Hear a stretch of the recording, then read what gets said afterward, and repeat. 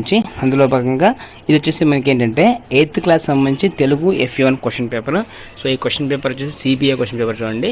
ఇక్కడ ఇచ్చిన క్వశ్చన్స్ ప్రతి క్వశ్చన్ కూడా చాలా ఇంపార్టెంట్. ఈ క్వశ్చన్స్ అన్ని అయితే బాగా చూసుకోండి అండ్ గ్రామర్ పాయింట్స్ ఆ క్వశ్చన్స్ అన్ని కూడా బాగా ప్రాక్టీస్ చేసుకోండి. డెఫినెట్గా ఎందుకు ఎంచుకోండి, మీకు వచ్చే అవకాశం ఉంటుంది.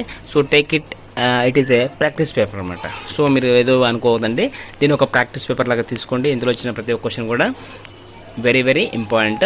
సో ఖచ్చితంగా అయితే మీకు తప్పకుండా కొన్ని క్వశ్చన్స్ అయితే ఎక్స్పెక్ట్ చేయొచ్చు ఫైనల్ ఎగ్జామ్స్లో. అండ్ ఇక్కడ ఇచ్చిన గ్రామర్ పాయింట్ రిపీటెడ్గా అడిగిన ప్రశ్నలు చూడండి. అండ్ ఏ క్వశ్చన్ కూడా మిస్ చేసుకోవద్దండి. ఎందుకు ఎక్కువగా గ్రామర్లో సందులు, సమాసాలు, అలంకారాలు, పర్యాపదాలు, అర్థాలు, నానార్థాలు ఇవైతే ఎక్కువ ఇచ్చారు. తర్వాత చూడండి, ఇక్కడ క్రింద ఇచ్చిన గద్యం చదివి ప్రశ్నలకు సమాధానాలు ఇవ్వండి అనేసి అడిగాడు.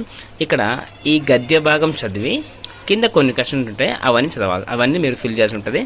తర్వాత చూడండి, కింది చిత్రాన్ని గమనించండి.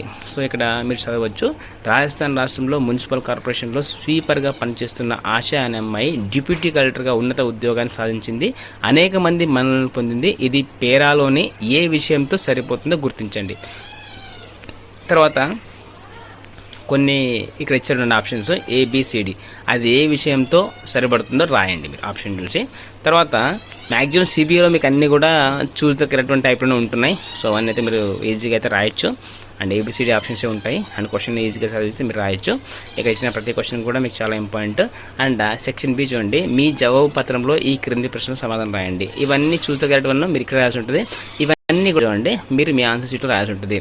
అండ్ ఇక్కడ చూడండి, ఈ క్రింది వాక్యాన్ని చదివి గీత గీసిన పదానికి పర్యాపదాలు రాయండి. దుర్భిక్షంగా అన్నదానికి. తర్వాత ద్విత్వ సంయుక్తాక్షర పదాలను గుర్తించాలంట. తర్వాత ఈ క్రింది పదాలకు అర్థాలు రాసి వాటిని ఉపయోగించి సొంత వాక్యాలు రాయండి. ప్రవహించు, సిరి అనే 2 పదాలకు మీ సొంత వాక్యాలు రాయండి. తర్వాత విభక్తులు, వలన గురించి, వలన కంటెంట్ పట్టి, కూర్చి గురించి, అవి ఏ విభక్తిలో రాయాల్సి ఉంటుంది.